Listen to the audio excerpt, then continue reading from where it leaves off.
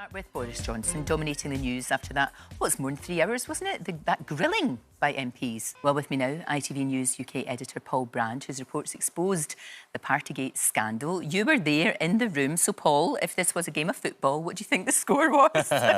Probably about 3-0 to the committee, I would say. Yeah. Because they kept scoring goals against Boris Johnson, and often he left the net wide open, to continue the metaphor, which was surprising considering how much time he had to prepare. But, I mean, the tension in that room was extraordinary. I was sitting just behind him with the other journalists, and then you could see that Boris Johnson knew he had to put in the performance of his political career. But equally for the committee members too, you know, this was a massive moment for them when they had to really, really nail it.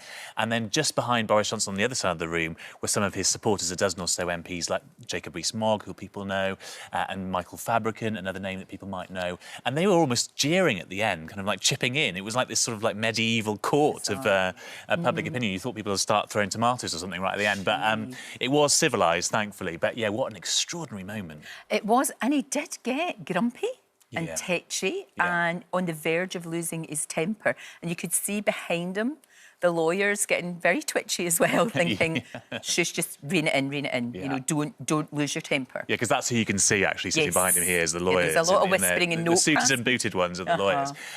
He went in there quite kind of sombre and sober and very serious, I thought, and you could tell he wanted to get off on a good footing. He had some criticisms for the committee. He thinks it's biased, and he thinks it's absolutely ridiculous that anyone should accuse him of misleading MPs. So that came across, but he started quite patiently. And then as he was getting more and more questioning, he just sort of lost his cool towards the end. He did.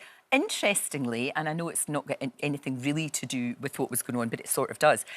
It's the most, if you like, groomed I've ever seen him. Do you know what I mean? It's a fresh cut, that, isn't it? Fresh that is, haircut. and he hasn't done the usual of doing his hair and then he fluffs it up, you know, to make it stand on end. And he actually didn't look like a bag tied in the middle. You know, somebody had gone to a lot of trouble, maybe nice Carrie, suit. to make him look a bit more straight. Acceptable.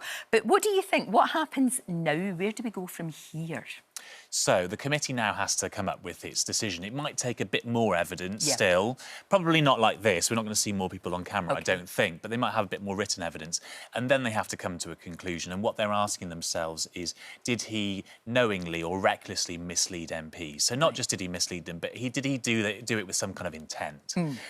Once they come to that conclusion, probably around the summer, they then have to come up with an idea of a sanction as well. So there's a huge range of things that they can do in order to punish Boris Johnson. So, for example, they could dock his pay, they could ask him to... Oh, take that.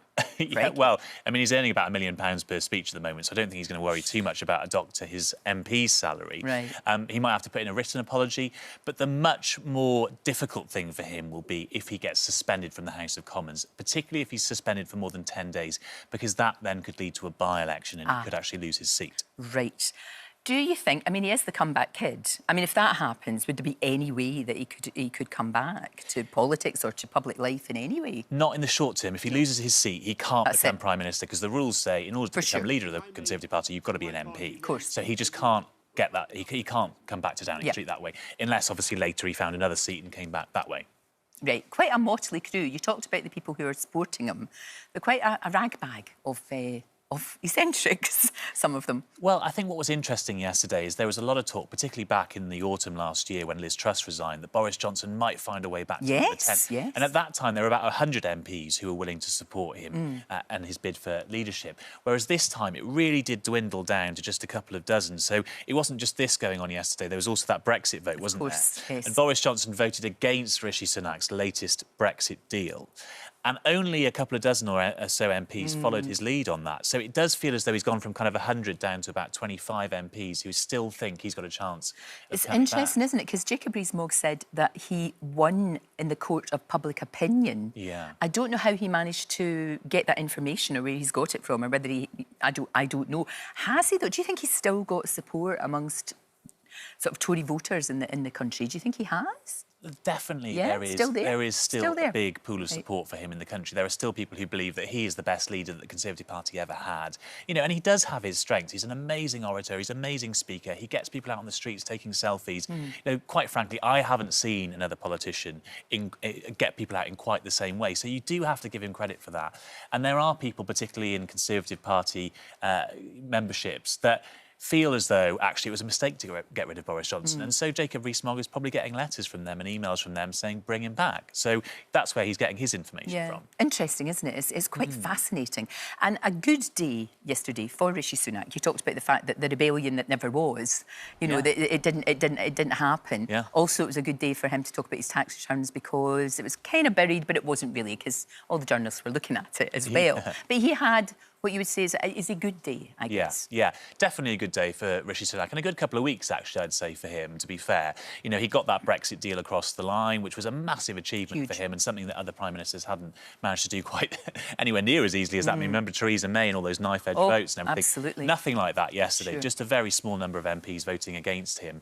And as you say, the tax return, I mean, that was clever, wasn't it, putting out the day when Boris Johnson's getting grilled. In fact, we all groaned in Parliament when we were sitting as journalists in the office when we got a notice saying, look, just to let you know, his tax return is going to be published at 4 o'clock today, right in the middle of Boris Johnson's evidence. Someone's clever in number 10 to have picked up that strategy. Absolutely. So it doesn't stop here. We shall find out what's happening, but it's going to take a while, isn't it? It's till the summer at least before we know the fate of Boris Johnson. Until the summer, and then MPs as a whole will vote on it in the Commons as well, which could be a really interesting moment because Rishi Sunak has got to decide what he asks his MPs to do. At the moment, he's saying he'll let them vote any which way they like on the sanction for Boris Johnson. Because they vote on the sanction for Boris Johnson. But awkward for him, you know, because there are those who still love Boris Johnson and he's going to be sort of, as Prime Minister, trying to navigate that awkward territory of kind of bringing down your predecessor and knifing him again, whilst also appearing as if, you know, you're totally impartial and you do whatever you want, mate.